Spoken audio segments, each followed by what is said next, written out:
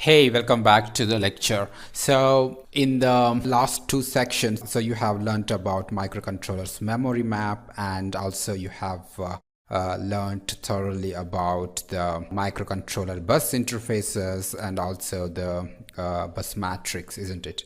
And now with those understanding, we will try to solve some questions. So the first question is, what is the base address of AHB1 bus peripheral registers? That means we have to find out the base address from which the AHB1 peripheral registers start. So now how do you calculate this? So for that you have to refer to the memory map, isn't it? So let me open the memory map of my microcontroller, and now let's refer to the MCU STM32F407X.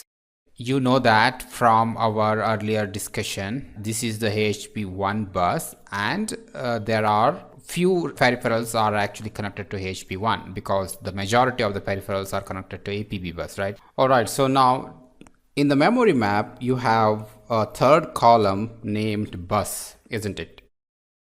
And in the bus they have mentioned AHB3, AHB2, and somewhere they have mentioned AHB1, etc. So what does that mean? So basically this table says that these peripherals are actually hanging on the AHB2 bus.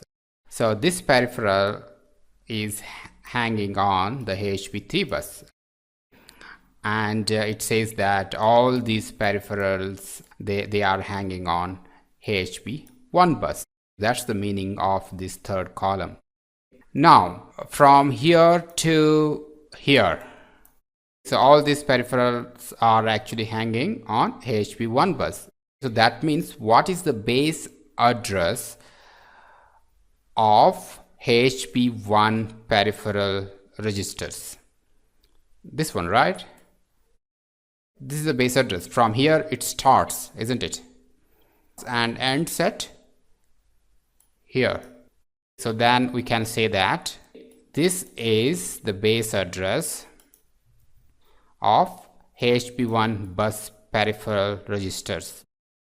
Or you can also say that it is a start address.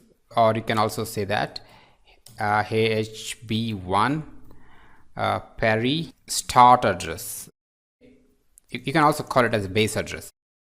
And so what is the end address? AHB1 peripheral end address. So this is the end address, isn't it? This is the end address, correct? So that's the answer for this question. What's the base address of AHB1 bus peripheral registers? Great. So now what's the next question? What's the base address of GPIO-A registers? So actually GPIO-A happens to be the first peripheral which is connected to the AHB1 bus. So that's why. So this is the base address. This is also the base address of the GPIO-A peripheral. So this is the answer for this question. GPIO has lots of registers, but the base address is this one. So don't worry, we will explore more about GPIO registers later. Great. Now next question. What's the base address of RCC engine registers of the MCU? So before answering this question, you have to first ask where exactly the RCC is connected. So where exactly the RCC is connected? The RCC engine, this is RCC engine, it is actually connected to AHB1. So that's why you have to search in AHB1 column. So here it is, RCC. So this is the base address of RCC engine registers. So let's copy that. Now next question. What's the base address of APB1 peripheral registers? So again, we have to go to the memory map table and we have to search for APB1, APB2, APB2, so, and this is APB1. So scroll down and you will find this address. So this is the base address of the APB1 peripheral registers. So the first peripheral which is attached to the APB1 bus is timer 2. So that's why this happens to be the base address of the timer 2 registers also. So now let's copy here. So this is the base address of APB1 peripheral registers. Great. So now next question, what's the base address of flash memory? This we have seen several times. The address is 08000000. And now what's the base address of SRAM 2? We know that SRAM 1 starts from 0 cross 20000000, correct? And size of SRAM 1 equal to, so what's the size of SRAM 1? Open the embedded SRAM section, embedded SRAM, and this microcontroller, interestingly, they have 3 SRAMs, SRAM 1, SRAM 2 and SRAM 3. No, SRAM 3 is available on only these family of microcontrollers. SRAM 1 and SRAM 2 mapped at address this one, accessible by all AHP masters. Now we have to find out the base address of SRAM 2, isn't it?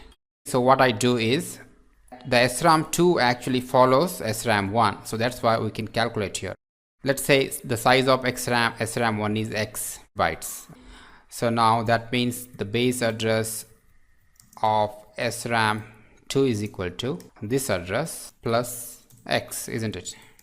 Base address of SRAM 1 plus size of SRAM 1, correct? So that will give us the base address of SRAM 2 because SRAM 2 follows SRAM 1. So just fill up this data from your data sheet to calculate the base address of SRAM 2. So I'll just leave it as an assignment for you. So now what's the base address of ADC registers? So what's the answer for this? So before finding what's the base address, you have to ask yourself where exactly the ADC is connected.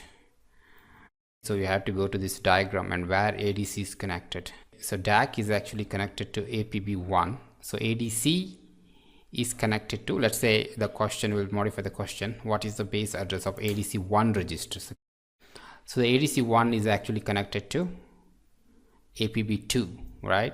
So we have to now go to the memory map and go to APB2. This is HP, right? So let's go to APB2. APB2, here it is. ADC 1, 2, 3. They start from here and they end at here. So this is the base address of ADC1 registers. Great. So now I have done all these exercises just to make sure that you calculate any base address of any given peripheral. So because this information we need as we make a progress in the course. Great. And I will see you in the next lecture.